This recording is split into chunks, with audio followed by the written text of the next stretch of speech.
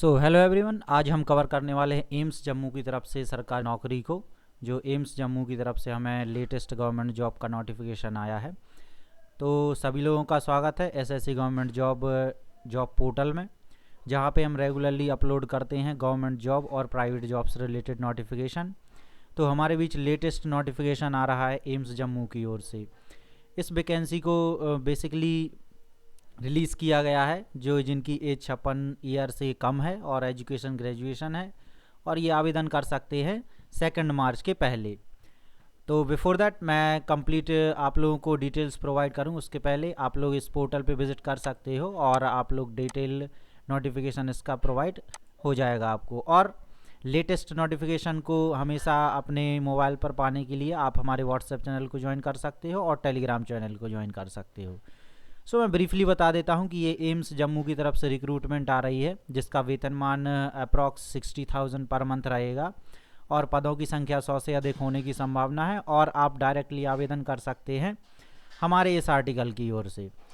आज के इस आर्टिकल में बेसिकली इन्फॉर्मेशन ये है कि एम्स जम्मू की तरफ से लेटेस्ट रिक्रूटमेंट नोटिफिकेशन रिलीज़ हुआ है जो विजयपुरा जम्मू एम्स है वहाँ के लिए। इसमें टोटल नंबर ऑफ वैकेंसी 20 है, जिनके एप्लीकेशन स्टार्ट हो चुके हैं 3 फरवरी से, और लास्ट डेट रहेगी आपकी 2 मार्च। और अप्लाई करने के लिए हमारे इस पोर्टल पे आप लोगों को कंप्लीट लिंक प्रोवाइड किया जा रहा है, डाउनलोड कर सकते हैं नोटिफिकेशन और कंप्लीट ऑफिशियल पोर्टल पर जा सकते हैं।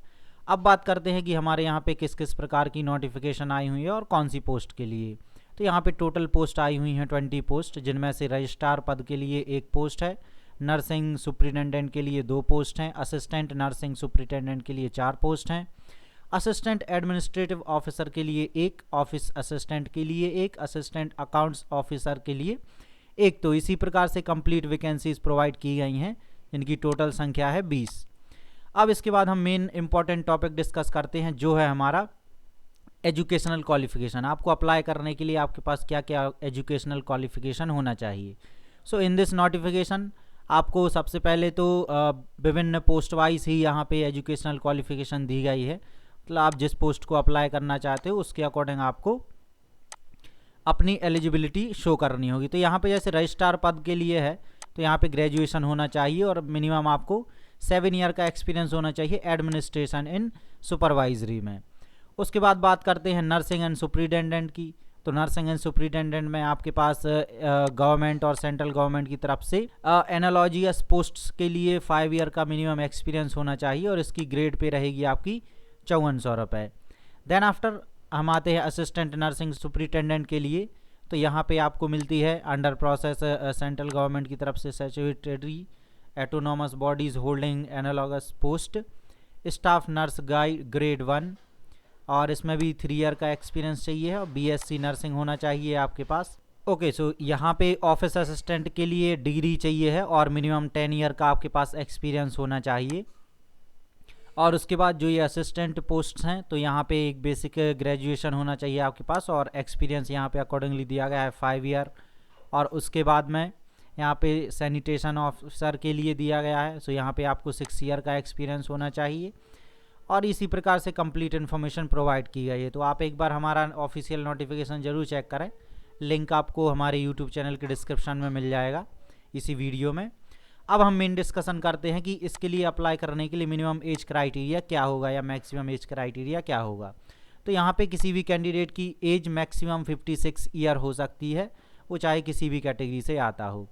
देन इसके बाद जब आप अप्लाई करने जाते हैं ऑनलाइन, तो आपको यहाँ पे एप्लीकेशन फ़ीस पे करने की कोई ज़रूरत नहीं रहेगी, क्योंकि ये कम्प्लीटली सभी लोगों के लिए फ्री ऑफ कॉस्ट रहेगा।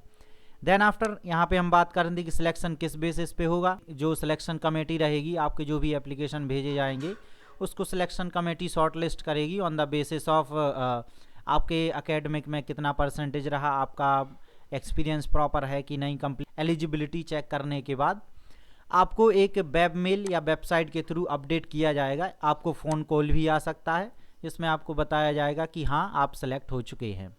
नाउ अब हम बात करते हैं मेन सैलरी एंड पे स्केल की। आपकी क्या सैलरी रहेगी और क्या पे स्केल हो सकता है।